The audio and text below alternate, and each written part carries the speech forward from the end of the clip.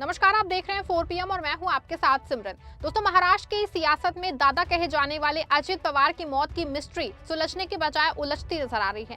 पहले जो एक दादा के विमान का क्रैश जो सामान्य हादसा लग रहा था, अब सच में वो एक साजिश जैसा कुछ दिखाई देने लगा है, क्योंकि हादसे के दौरान एक बहुत बड़े सबूत का खुलासा हुआ है।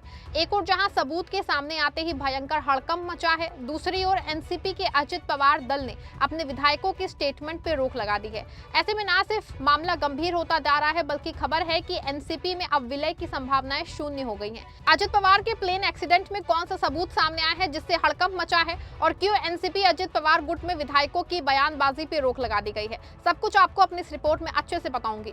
दोस्तों, अजित पवार का प्लेन 28 जनवरी को बारामती में लैंड करते समय क्रैश हो गया था। पहले तो ये सामान्य हादसा बताया जा रहा था। जांच एजेंसियों का दावा था कि ये एक हादसा था। हालांकि जैसे ही घटना हुई, तुरंत ही पश्चिम बंगाल की सीएम ममता बनर्जी ने पूरे मामले की जांच गंभीरता से करने की मांग की थी। लेकिन जैसे ही ममता बनर्जी ने ये सवाल उठाया, तो परिवार सहित सभी लोगों ने घटना के संबंध में इस तरह बातें ना करने की अपील की। खुद एनसीपी प्रमुख शरद पवार का बयान आया कि अजित पवार के प्लेन क्रैश मामले पर राजनीति ना की जाए।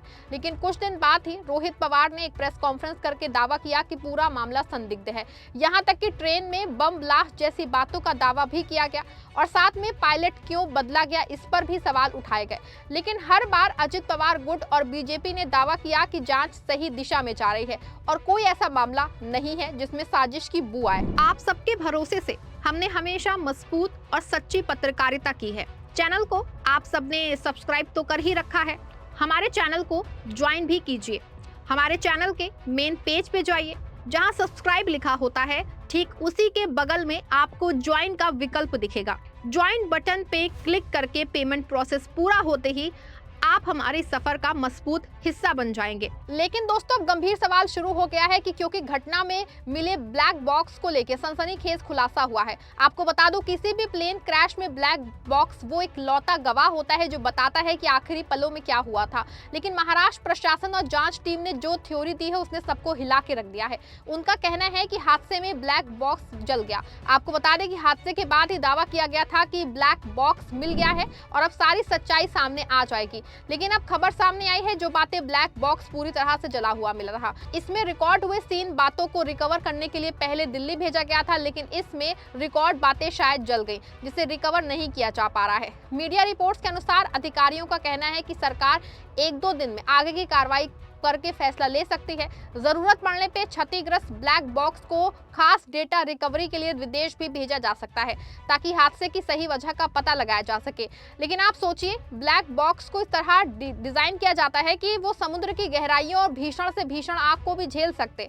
वो टाइटेनियम और स्टील की ऐसी परतों से बना होता है जो 110 डिग्री सेल्सियस की आग को भी 1 घंटे तक बर्दाश्त कर सकता है।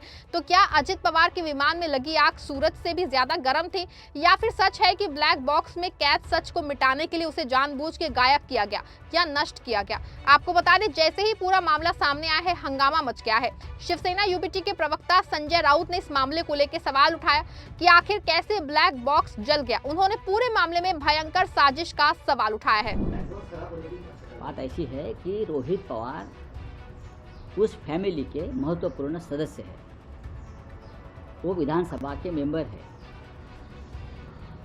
उनको ज़्यादा समझ है टेक्निकल बातों में, वो रिसर्च भी अच्छा कर लेते हैं। अगर उनके परिवार के मन में कुछ शंकाएं है तो उनको पूरा अधिकार है, और सरकार जो जांच कर रही है उनके ऊपर अगर परिवार का विश्वास नहीं है तो अलग से जांच प्राइवेट एजेंसी से कर सकते हैं। जिस तरह से रहस्यमय तथ्य सामने आ रहे हैं अजित पवार जी के एक्सीडेंट के बारे में, तो बहुत गंभीर बातें हैं। जैसे ब्लैक बॉक्स जल गया, इतिहास में इतने अपघात मैंने देखे पूरे विश्व में, वो एक्सीडेंट या साजिश कैसे हुई ये ब्लैक बॉक्स बताता है। ब्लैक बॉक्स में जो रिकॉर्डिंग होती है, और ब्लैक बॉक्स कभी जला है ऐसा मुझे मालूम नहीं।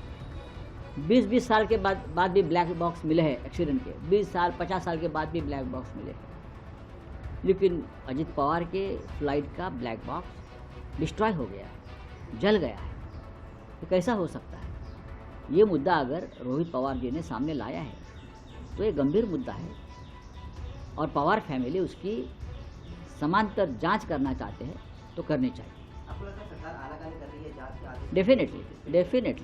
डेफिनेटली सरकार की मंशा ठीक नहीं है इस मामले में, ऐसे मैं कह सकता हूँ। Thank you. कहानी यही खत्म नहीं होती है। इस हादसे की कड़ियां आगे भी डरावनी हैं। पिछले दिनों रोहित पवार और पराजपे की ओर से जब प्रेस कॉन्फ्रेंस की गई थी तो ये सवाल उठाया गया था कि आखिर टाइम पे पायलट क्यों बदला गया, इसकी जांच होनी चाहिए। सवाल है कि ये क्यों और किसके आदेश पे बदला गया। हालांकि अब जिस तरह से ब्लैक बॉक्स को लेकर के खबर आ रही है, पूरा मामला संदिग्ध हो गया है। सवाल है कि क्या विमान में पहले से ही कोई विस्फोटक रखा गया था? क्या ये अजित पवार को रास्ते से हटाने की कोई सुनियोजित साजिश थी? अगर ब्लैक बॉक्स सही सलामत होता तो शायद ये पता चल जाता कि इंजन में खराबी थी या फिर अंदर कोई धमाका हुआ था। लेकिन ब्लैक बॉक्स का राख हो जाना इस शक को यकीन में बदल रहा है कि दाल में कुछ ना कुछ काला नहीं बल्कि पूरी दाल काली है। आपको बता दें, एक और जहां ब्लैक बॉक्स को लेकर के हंगामा मचा है, वहीं दूसरी ओर अजित पवार के जाने से दोनों गुटों में विलय की संभावनाएं खत्म हो गई हैं। माना जा रहा है कि हादसे से सिर्फ विमान को नहीं जलाया बल्कि एनसीपी के दोनों गुटों के बीच सुलग रही सुलह की आखिरी उम्मीद को भी राख कर दिया है।